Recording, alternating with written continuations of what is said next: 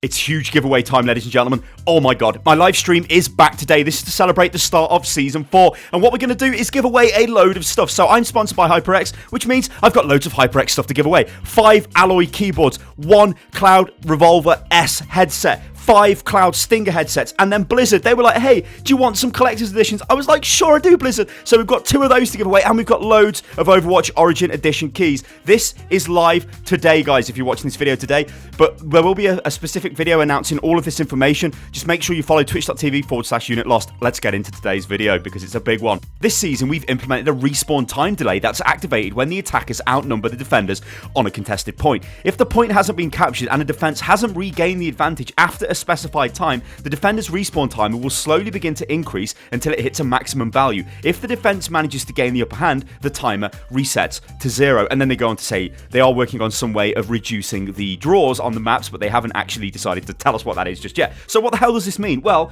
this is actually kind of a good change, but we haven't been able to test this just yet. So what I've done is I loaded up a custom game, got a load of Anabots on, I killed all the enemy Anabots, had all of my team on the point, ran forward to see how long it's going to take them to respawn. And as you can see, it is longer. So this should help, but it's early days. We need to test this in competitive, but on paper, this is a good change. So I like this because, well, 2CP, it becomes a bit of a stall fest and it's absolutely boring. This is huge, guys, absolutely huge. So we all know how skill rating decay worked last season and in Season 2 when it was introduced. However, it's now being changed for Season 4, and this is massive. This season, players with a skill rating above 3,000 will need to complete at least 7 games per week, a change that will improve the accuracy of the player's skill rating, make maintaining multiple high-level accounts more difficult, and make upper-tier placements more meaningful. When you complete a match, the amount of time until skill rating decay occurs is pushed back by 24 hours, and you can bank up to 7 days per week. That means as long as you manage to play 7 games over a 1-week period, your skill rating will be safe. Now, you can either play 1 match a day, or you can play all 7 at once. This is harsh, right? That's what I honestly think with this. This is very harsh. Now, if you look at me, right, I've got 4 Overwatch accounts because I'm an idiot. 3 of them are at Grandmaster, and the other one, I think Spitfire, is at it was at 3.9 something or other, so it was pretty close to getting into Grandmaster. Is it going to be hard for me to maintain those accounts now? Probably not for me, because I play a lot of Overwatch anyway, so, you know, whatever. But that's not what I'm interested in, right? I'm not interested in Grandmaster players. I'm not interested in Master players. I'm interested in Diamond players. I'm interested in the idea that now, if you want to maintain your rank above 3k, you have to play 7 games a week.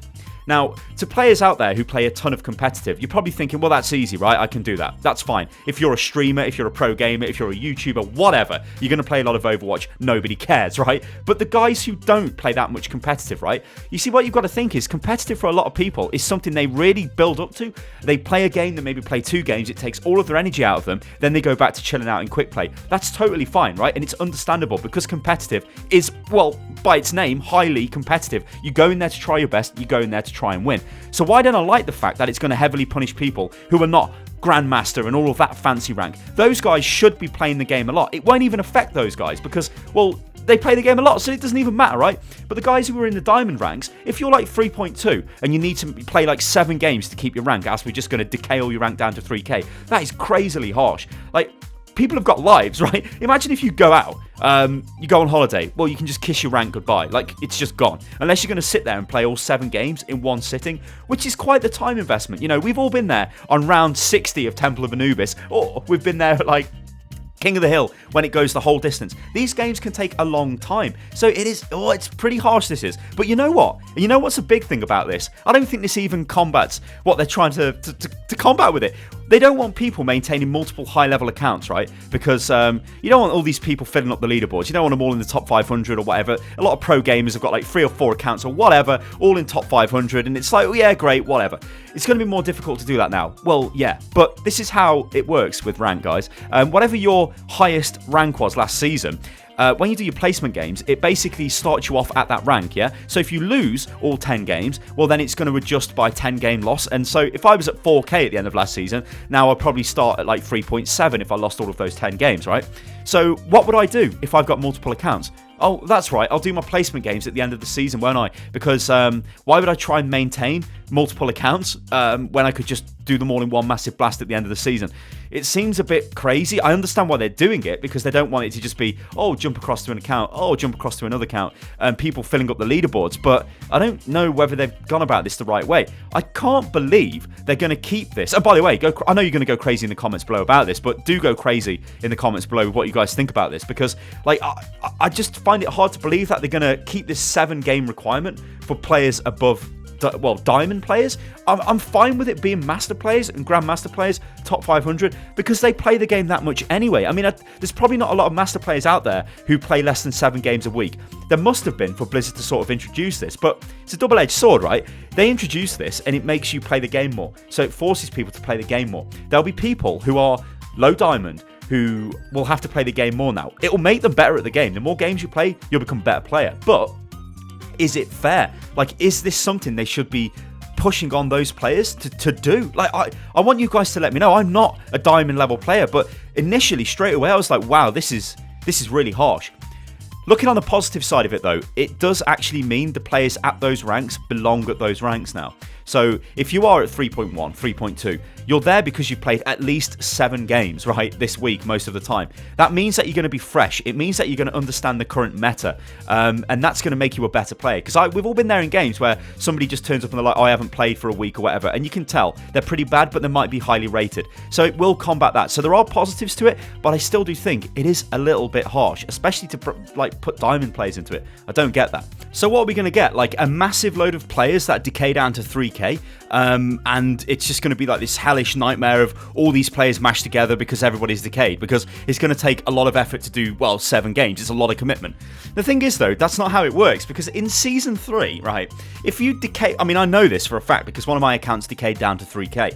When I played that account, I was suddenly in games with high master players, because that's where that account basically was. That's where its hidden MMR was. So it begs the question, why are they even decaying our rank anyway if they're not using our visible SR to matchmake us with people? They're just using our hidden MR. Well, it's quite clear, right? They want you to keep playing the game to try and increase your rank, but it's kind of artificial in a way because it's not based off your actual rank. It's weird. So I don't think we're going to see these massive 3k hellish games where there's just going to be everybody slammed together. You will still get placed with players who like are of your MMR bracket, so it kind of defeats the whole objective of making you play more games if they're still keeping your hidden MMR.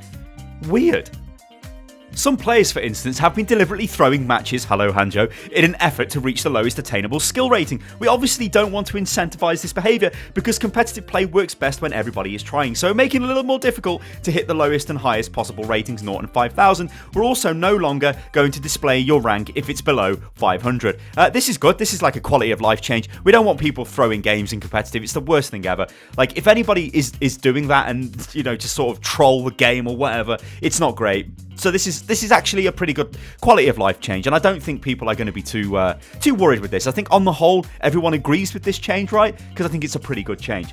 So we're going to move on to top 500 now because, well, rip Sty's dreams of getting top 500. We're also making some changes to the top 500 leaderboard. Previously, any player who managed to break into the top 500 at any point throughout the entire season would receive a special spray and player icon at the end of the season. This meant that many players no longer had an incentive to maintain their status as the season progressed, which could result in less competitive matches towards the end of the season, which it did. Starting today, these rewards will only be granted if the player is in the top 500 at the end of the season, Ripsty. This will make the end of season leaderboard rankings much more competitive as the players fight to reach top 500. As you can tell, I found it hard to read that because I was choking, possibly dying reading that, because that is good, right? So top 500 is a wild dream for most people. It's a wild dream for me. But I say currently, it's not currently because this is currently how it works. But how it used to work last season is, if provided you touched the top 500, you graced it with your presence, right? You would get all of the rewards. And then why bother playing? Because you are seen among the heroes of the game, or the players of the game, as a top 500 hero. Nobody can touch you, and that's beautiful. You would get people who would go for top 10. These would be pro gamers, and that's fine. They should be there. Now, though, what we've got is this system where you will actually be the 500 best players in the season. If you see one of these Hanamura Season 4 sprays in Season 5, that player is a brilliant player. Now, I'm not taking it away from people who got into top 500 last season or the season before that, or even the season before that, because you're still good players, right? To even get there is great. I mean, I've never managed it, so I'm not as good as those players. But there were ways around it, right? If you wanted to do it, you'd try and you wasn't like a legitimate top 500 player, like somebody who couldn't play the game for hours on end a day and all of that stuff. You would just sort of blast, almost grind the games at the start of the season because it required less SR. So I think at the start of last season, it was about 4,280 or something like that to get into top 500. That would be like at the 500 rank. And then you'd achieve all the stuff, and that was great. You've got all of the rewards. Towards the end of the season, it was more like 4.4, so it was a bit of a difference, right? It was much more difficult to get into. Of course, what this will mean is more players in the higher ratings will keep playing the game to maintain their rank, obviously because they have to, but those players generally would play more than 7 games a week anyway. But it's going to make it more competitive, and it should reduce like crazy matchmaking things, like where you would get lower level players put with the top 500s just to give them a game, because if more of the top 500s are playing, or more of the very high grandmasters are playing, it'll give them a better game. So yeah, so this is a good change. Like, in my eyes, this is a good change. This is what top 500 should be. It should be the best players in that region on that platform. It shouldn't just be, oh yeah, I've touched it, now I never play the game again, because a lot of those guys who get into top 500 early in the season, they generally don't play the game again. And should they be getting rewarded with that? I don't think so, because that's for the dedicated, the ultra hardcore, the best players in the game. So I'm cool with that.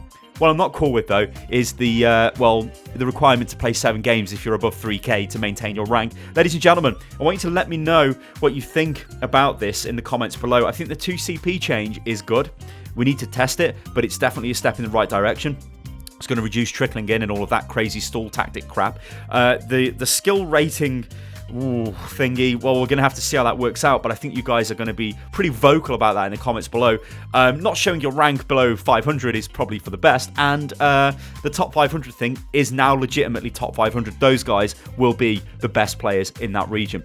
Ladies and gentlemen, I've been Stylosa, and this is Unit Lost. If you watched the entire video and you're still with me, don't forget that I am streaming today. That is, of course, if you're watching the video today at 6 p.m. GMT. The time zone conversions were at the start of the video at twitch.tv/Unit Lost, with loads of giveaways. Going to be streaming with my friends, and we're going to be playing Season 4 placements. Alright guys, I'll catch you on the next one. Toodaloo.